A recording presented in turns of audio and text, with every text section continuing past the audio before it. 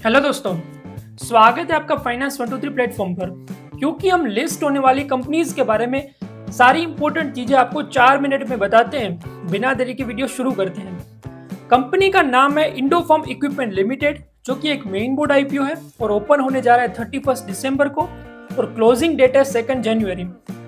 बहुत छोटा सा आईपीओ है। कंपनी की डिमांड है 260 करोड़, जिसमें से 185 करोड़ के शेयर्स फ्रेश इश्यू किए जा रहे हैं, जबकि बाकी के 75 करोड़ के शेयर्स ऑफर फॉर सेल के जरिए बेचे जा रहे हैं। एज यूजुअल क्यूआईबी कैटेगरी के लिए 50%, एनआईआई कैटेगरी के लिए 15% और रिटेल कैटेगरी के लिए total number of offer shares के 35% शेयर्स रिजर्व रखे गए हैं। कंपनी एनएससी और बीएससी दोनों पे लिस्ट होने जा रही है। इशू प्राइस की अगर बात करें तो वो है 215 रुपीज। सो रिटेल कैटेगरी में एक लोड के लिए चाहिए होंगे 14,835 रुपीज। वहीं स्मॉल एचएनआई के लिए मिनिमम इन्वेस्टमेंट चाहिए होगा 2,07,690 रुपीज। अब बात करते हैं काम की कंपनी के। तो इंडोफॉर्म equipment limited company Himachal Pradesh स्थित आईएसओ सर्टिफाइड ट्रैक्टर और क्रेन्स बनाने वाली कंपनी है। मैन्युफैक्चरिंग का काम कंपनी ने साल 2000 में शुरू किया था और हाल में कंपनी एग्रीकल्चरल ट्रैक्टर्स, क्रेन्स और अन्य एग्रीकल्चरल इंप्लीमेंट्स बनाने वाली एक लीडिंग कंपनी के रूप में उभर कर आ रही है। कैपेसिटी की अगर बात करें तो कंपनी एक साल में 12,000 ट्रैक्टर्स और 1280 क्रेन्स बनाने की क्षमता रखती है। स्पेसिफिकली अगर ट्रैक्टर्स की बात करें तो कंपनी 20 से लेकर 100 एचपी तक की ट्रैक्टर्स की रेंज को कवर करती है। इनिशियली ट्रैक्टर मैन्युफैक्चरिंग के बाद सन 2008 में कंपनी ने पिक एंड कैरी क्रेन्स के बिजनेस, मैन्युफैक्चरिंग और मार्केटिंग बिजनेस में अप्लाई किया।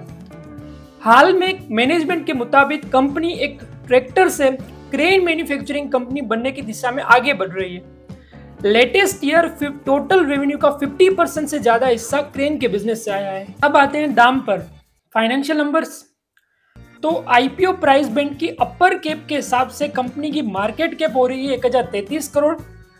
कंपनी के एसेट्स है करीबन 650 करोड़ और रेवेन्यू की अगर बात करें तो लेटेस्ट फाइनेंशियल ईयर 23-24 में कंपनी ने करीबन 376 करोड़ के रेवेन्यू जनरेट किए थे।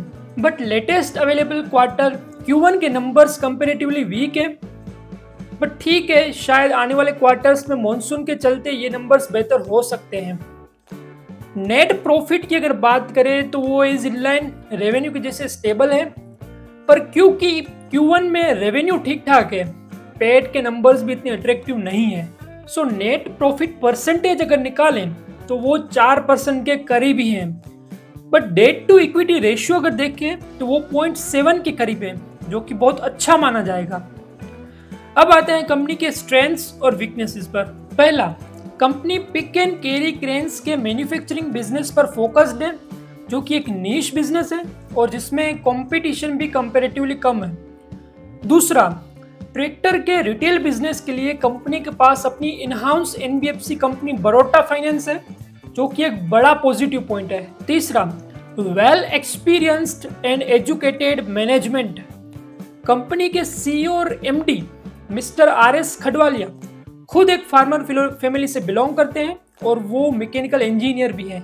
नेगेटिव पॉइंट्स अगर देखें तो पहला, जैसे कि हमने देखा पिछले 3 साल से कंपनी के रेवेन्यू नंबर्स ऑलमोस्ट स्थिर है, जो कि एक कंसर्न है।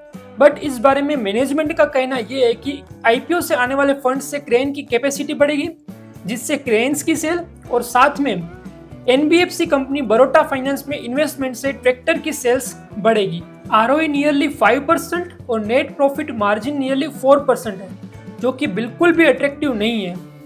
और net debt to EBITDA ratio nearly 19 है, जो कि एक कंसर्न है।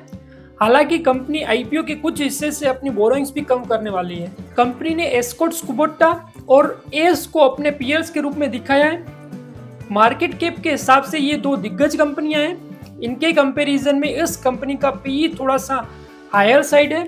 हालांकि इनके बीच में एप्पल टू एप्पल कंपैरिजन करना सही नहीं बैठेगा, फिर भी इशू प्राइस एग्रेसिव तो दिख रहा है।